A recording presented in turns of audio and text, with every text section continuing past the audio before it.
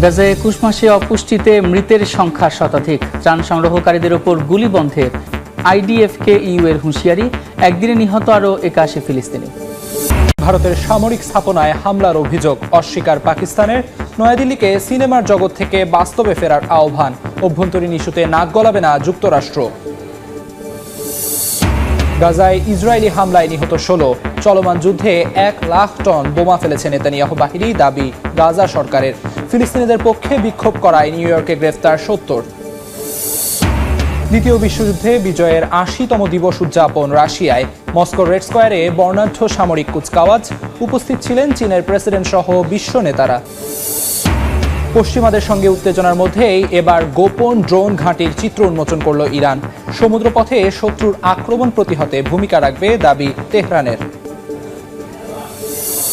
যুক্তরাষ্ট্রে $৫৫,০০০ কোটি বিনিয়োগ করবে জাপান। বিনিময়ে আমদানি পণ্যে শুল্ক কমিয়ে ১৫% করার সিদ্ধান্ত ট্রাম্পের। ফিলিপিন্সকে গুনতে হবে ১৯% ট্যারিফ। ব্রিটেনের রাজনৈতিক আশ্রয় পেতে পাকিস্তানিদের অভিনব প্রতারণা। বিপুল অঙ্কের অর্থের বিনিময়ে ভুয়া নথি বানিয়ে ভিসা নেওয়ার অভিযোগ। টেলিগ্রাফের প্রতিবেদন। গাজায় ২১ মাসের বেশি সময় ধরে চলা সংঘাতে অপুষ্টিতে ভুগে মৃত্যু হয়েছে ১০১ জনের। এদের মধ্যে ৮০ জনই শিশু। অনাহারে জ্ঞান হারাচ্ছেন জাতিসংঘের কর্মীরাও।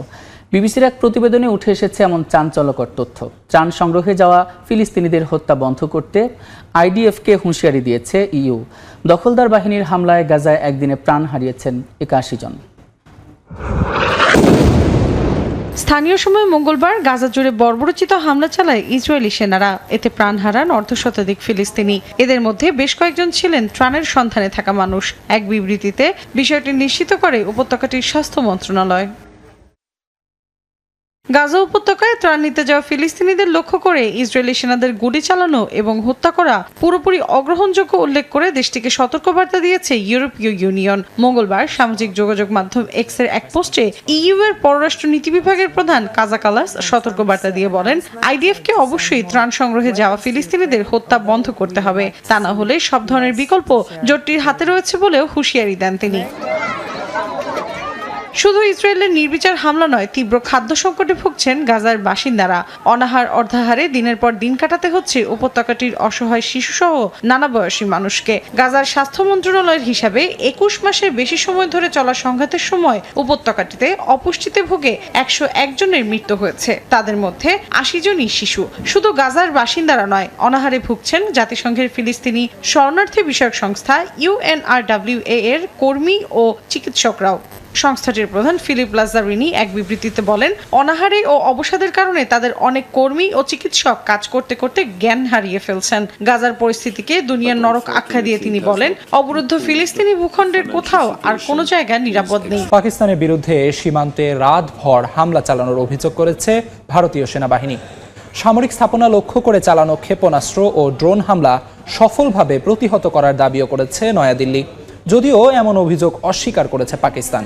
নয়াদিল্লিকে সিনেমার জগৎ থেকে বাস্তবে ফিরে আসার আহ্বান জানিয়েছে ইসলামাবাদ। প্রতিবেশী দুই দেশের অভ্যন্তরীণ ইস্যুতে যুক্তরাষ্ট্র হস্তক্ষেপ করবে না বলে মন্তব্য করেছেন মার্কিন ভাইস প্রেসিডেন্ট। স্থানীয় সময় বৃহস্পতিবার রাতে জম্মু কাশ্মীর সহ সীমান্তের বিভিন্ন জায়গায় ড্রোন হামলা চালিয়েছে পাকিস্তান। এমন দাবি করে ভারত বলছে, সামরিক ঘাঁটি ও গুরুত্বপূর্ণ স্থাপনা লক্ষ্য করে ড্রোন ও ক্ষেপণাস্ত্র হামলা চালানো হয়, যার মধ্যে ছিল জম্মুর সটওয়ারি বিমান ঘাঁটিও। পাকিস্তানের নিক্ষেপ করা বেশ কয়েকটি ক্ষেপণাস্ত্র প্রতিহত করেছে বলে জানায় ভারতের প্রতিরক্ষা বাহিনী। দুপক্ষের রাতভর গোলাগুলির পর থমথমে পরিবেশ বিরাজ করছে কাশ্মীর, উড়ি সহ বিভিন্ন জায়গায়। প্রতি মুহূর্ত চরম আতঙ্কে কাটছে বলে উদ্বেগ প্রকাশ করেছেন স্থানীয় বাসিন্দারা। এ সময় দুদেশের সরকারকে বিবাদ মিটিয়ে নেওয়ারও আহ্বান জানান তারা। সারা রাত অনেক গোলাগুলি হয়েছে। যানবাহনের পাশাপাশি অনেক বাড়িঘর ধ্বংস হয়ে গেছে। ক্ষতিগ্রস্ত হয়েছে বেশ কয়েকটি দোকানপাটও। প্রাণও হারিয়েছেন অনেকে, যদিও বিষয়টি এখনো আনুষ্ঠানিকভাবে জানানো হয়নি। জম্মু কাশ্মীর সীমান্ত দিয়ে অবৈধভাবে অনুপ্রবেশের চেষ্টার সময় বিএসএফ এর সঙ্গে সংঘর্ষে বেশ কয়েকজন অস্ত্রধারী নিহত হয়েছে বলে জানিয়েছে ভারতীয় সংবাদ মাধ্যম। বিএসএফ এর দাবি, পাকিস্তানি রেঞ্জার্সরা এই অনুপ্রবেশে সহায়তা করেছে। তবে জম্মু কাশ্মীরে হামলা চালানোর অভিযোগ অস্বীকার করেছেন পাকিস্তানের প্রতিরক্ষা মন্ত্রী খাজা আসিফ। উল্টো অভিযোগ করে বলেন, ভারত পরিস্থিতি নিয়ন্ত্রণের সুযোগ দিচ্ছে না। সেই সঙ্গে আরব দেশগুলো এই সংকট নিরসনের মধ্যস্থতার চেষ্টা চালাচ্ছে বলেও জানান তিনি।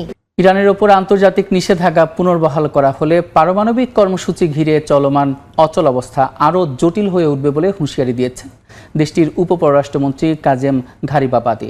মঙ্গলবার রাষ্ট্রীয় গণমাধ্যমে দেওয়া এক বক্তব্যে তিনি এই মন্তব্য করেন। পাশাপাশি তেহরানের ওপর তেল আবিব এবং ওয়াশিংটনের সাম্প্রতিক হামলার আন্তর্জাতিক শান্তির জন্য সরাসরি হুমকি বলেও অভিযোগ করেন তিনি। এমনকি কোনো আগ্রাসনের সম্মুখীন না হয়ে যুক্তরাষ্ট্র ও ইসরায়েলের আত্মরক্ষার দাবিকে ভণ্ডামি বলেও আখ্যা দেন ঘারিবাবাদি। ইরানের ওপর যুক্তরাষ্ট্র ও ইসরায়েলের সাম্প্রতিক হামলাকে আন্তর্জাতিক শান্তির জন্য সরাসরি হুমকি বললেন জাতিসংঘে নিযুক্ত ইরানের বিশেষ প্রতিনিধি কাজেম গারিবাবাদি। স্থানীয় সময় মঙ্গলবার নিউ ইয়র্কের জাতিসংঘ সদর দফতরে 110টির বেশি দেশের প্রতিনিধিদের সামনে তিনি অভিযোগ করে বলেন, আক্রমণের নেপথ্যে রয়েছে ইসরায়েলের আঞ্চলিক অস্থিরতা তৈরির ষড়যন্ত্র। এ সময় ইসরায়েলের পারমাণবিক অস্ত্র ও পশ্চিমাদের নীরবতারও কড়া সমালোচনা করেন তিনি। গারিবাবাদি দাবি করে বলেন, পারমাণবিক অস্ত্র সম্পূর্ণ গোপন রেখে ইসরায়েল আন্তর্জাতিক নিরস্ত্রীকরণ চুক্তি এবং পরমাণু বিস্তার রোধ চুক্তির বাইরে থেকে যাচ্ছে, যা বৈশ্বিক নিরাপত্তায় বড় ঝুঁকি তৈরি করছে। ইরানের পারমাণবিক কর্মসূচি শান্তিপূর্ণ এবং তা আন্তর্জাতিক পরমাণু শক্তি সংস্থার নজরদারিতে রয়েছে। অথচ তেল আবিব ও ওয়াশিংটন তেহরানের বিরুদ্ধে 3 দশক ধরে মিথ্যা অভিযোগ করছে বলেও স্পষ্ট বার্তা দেন তিনি। যুক্তরাষ্ট্র ও ইসরায়েলের আত্মরক্ষার দাবিকে ভণ্ডামি আখ্যা দিয়ে তিনি বলেন, কোনো আগ্রাসনের সম্মুখীন না হয়েই আত্মরক্ষার অধিকার দাবি আন্তর্জাতিক আইন অনুযায়ী অবৈধ। ইরান কারো ওপর হামলা করেনি, বরং তেহরানই আক্রমণের শিকার। এবার গোপন ড্রোন ঘাঁটির চিত্র উন্মোচন করল ইরান। দেশটির রাষ্ট্রীয় টেলিভিশনের প্রতিবেদনে বলা হয়েছে, ঘাঁটিটি আধুনিক প্রযুক্তিতে সজ্জিত। যুক্ত হয়েছে নতুন প্রজন্মের ড্রোন প্রযুক্তি, যা দ্রুততার সঙ্গে শত্রুর অবস্থান শনাক্ত ও হামলার সক্ষমতা রাখে। তেহরান বলছে, সমুদ্র পথে আক্রমণ প্রতিহত করতে গুরুত্বপূর্ণ ভূমিকা পালন করবে ঘাঁটিটি। অস্ত্র, আধিপত্য আর আতঙ্ক সব মিলিয়ে এক গভীর সংকেত দিল ইরান। স্থানীয় সময় বৃহস্পতিবার রাষ্ট্রীয় টেলিভিশনে সম্প্রচারিত হয়েছে ভূগর্ভস্থ একটি ড্রোন ঘাঁটির দৃশ্য। যদিও এর দৃশ্যের সময় ও স্থান অজানা, তবে বার্তা স্পষ্ট, যুদ্ধের জন্য প্রস্তুত তেহরান। ঘাঁটিতে পরিদর্শনে যান দেশটির বিপ্লবী গার্ড বাহিনী IRGC প্রধান হোসেন সালামি ও নৌবাহিনীর কমান্ডার আলীরেজা তাংসিরি। আন্ডারগ্রাউন্ড এই ঘাঁটির ভেতর থেকে তোলা ফুটেজে দেখা গেছে বিভিন্ন ধরনের ড্রোন, যেগুলো সমুদ্র প্রতিরক্ষা ব্যবস্থায় ব্যবহারের জন্য প্রস্তুত করা হয়েছে। গোটা ঘাঁটি নির্মিত হয়েছে গোপনীয়তা বজায় রেখে। প্রতিবেদনে বলা হয়, ঘাঁটিটি আধুনিক প্রযুক্তিতে সজ্জিত এবং এতে যুক্ত হয়েছে নতুন প্রজন্মের ড্রোন প্রযুক্তি, যা দ্রুততার সঙ্গে শত্রুর অবস্থান শনাক্ত ও হামলার সক্ষমতা রাখে। বিশেষভাবে সমুদ্রপথে আক্রমণ প্রতিহত করতে এই ঘাঁটি গুরুত্বপূর্ণ ভূমিকা পালন করতে পারে বলে মনে করা হচ্ছে। ঘাঁটিটি এমন সময় সামনে আনা হলো যখন সামনে রয়েছে যুক্তরাষ্ট্র ও ইরানের পরবর্তী পরমাণু আলোচনা। পশ্চিমা দেশগুলোর অভিযোগ, ইরান গোপনে পরমাণু অস্ত্র তৈরির চেষ্টা করছে, যদিও তেহরান তা অস্বীকার করে বলছে তাদের কর্মসূচি সম্পূর্ণ বেসামরিক। ইউক্রেন যুদ্ধের মাঝেই বিশ্বের সবচেয়ে বড় ড্রোন কারখানার চিত্র সামনে আনলো রুশ গণমাধ্যম। তাতারস্তানে গড়ে ওঠায় বিশাল ড্রোন কারখানায় উৎপাদন হচ্ছে হাজার হাজার গেরান ড্রোন, যা ইউক্রেন যুদ্ধে ব্যবহৃত হচ্ছে বলে জানিয়েছে রুশ সেনাবাহিনী। এদিকে মস্কোর দাবি, যুদ্ধক্ষেত্রে পাল্টা আঘাতেই ব্যবহার করা হচ্ছে এসব ড্রোন। তাতারস্তানের আলাবুগা বিশেষ অর্থনৈতিক অঞ্চলের বুকে গড়ে তোলা হয়েছে এই ড্রোন নির্মাণ কারখানা, যা ইউক্রেন সীমান্ত থেকে 1200 কিলোমিটার দূরে অবস্থিত। রুশ গণমাধ্যমের রিপোর্টের মাধ্যমে জানা যায়, এখানে উৎপাদন হচ্ছে হাজার হাজার গেরান ড্রোন, যেগুলোর এক একটির উচ্চতা একজন প্রাপ্তবয়স্ক মানুষের সমান। রিপোর্টে আরও বলা হয়, ইউক্রেন যুদ্ধে এগুলোর ব্যাপক ব্যবহার হচ্ছে। কারখানার প্রধান নির্বাহী জানান, উৎপাদন পরিকল্পনা ছাড়িয়ে এখন তারা প্রাথমিক লক্ষ্যের চেয়ে 9 গুণ বেশি গেরান ড্রোন তৈরি করছেন। তবে কী পরিমাণ উৎপাদন হচ্ছে তা স্পষ্ট করেননি তিনি বলেন, প্রথমে লক্ষ্য ছিল কয়েক হাজার গেরান, এখন সেটা বেড়েছে 9 গুণ।